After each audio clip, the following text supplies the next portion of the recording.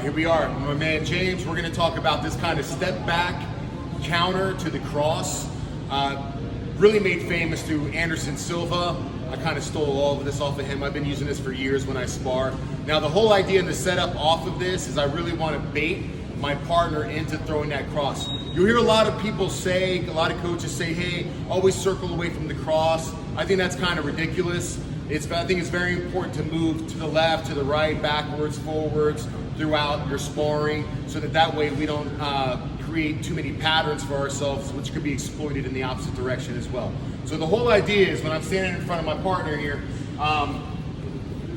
now one of the ways that I can encourage him to throw the cross is I take what I call a micro angle, a small step off. And now when I'm lined up over this cross, he's going to be a little bit more encouraged to throw it.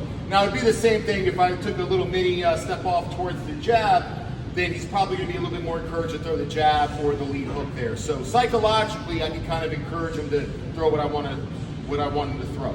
In addition to that, if you would have seen like the Anderson Silva Forrest Griffin fight, which is pretty famous, you know, Anderson Silva even stood in front of him with his hands down, and he was doing this slip to both sides, which is once again very important as far as your head movement goes.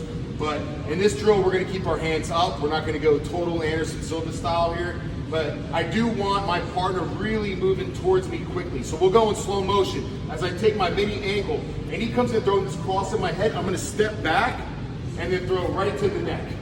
Here, that's what this drill kind of looks like, okay? So I'm stepping diagonally back here, and I'm bringing my head off of this center line, which I previously lined up. I'm taking it out this way. Very important you keep your outside hand up as well. So we step back, I throw, and I land. I could even pivot if he's really over pursuing and come over the top with the hook.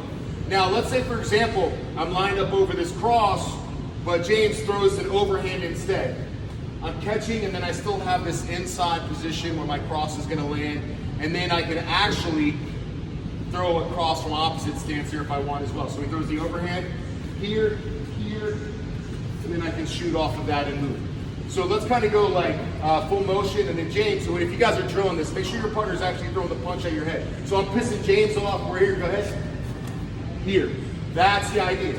Here, and then I can throw and pivot and move off that. So why is it a good idea to maybe work your step back? What happens is it totally changes the dynamic of our striking options that we have here. When I switch to southpaw, my head's in a different place. It changes my attacking options, my defensive options. It also changes his attacking options as well.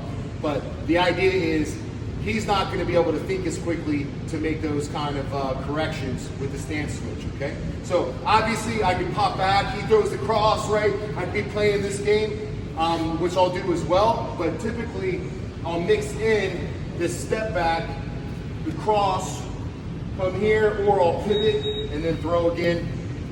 Practice this, work on it, and check out that Anderson Silva Forrest Griffin fight where you can see it live at the very highest level. I believe in this stuff, I do it every day. Enjoy.